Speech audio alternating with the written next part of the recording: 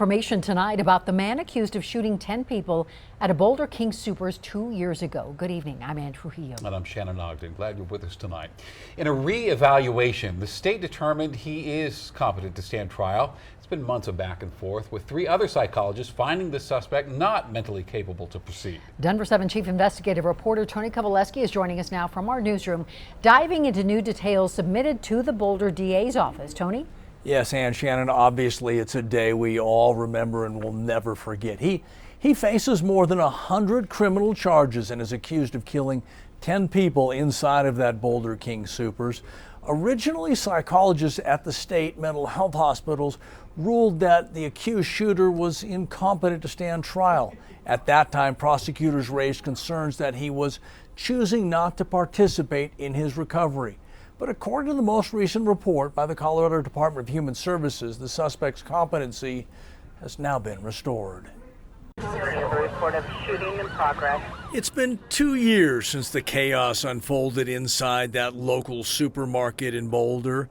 The victims left behind are still wanting and waiting for justice.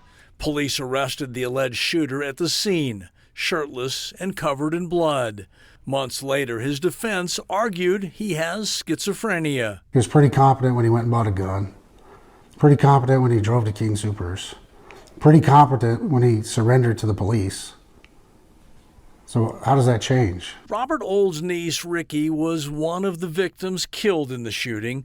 He told us back in October of 2021, delays in the alleged shooter's trial have caused pain for his entire family. That beautiful young woman right there won't get the chance at life because of what he did. But the most recent report produced by the state could provide a path forward. It reads, the defendant does not currently have a mental disability or developmental disability that prevents him from having a sufficient present ability to consult with his lawyer, or prevents him from having a rational and factual understanding of the criminal proceedings.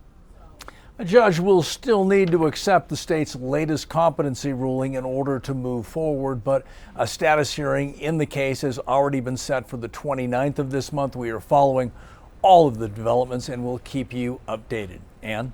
All right, we know you will. Thank you, Tony.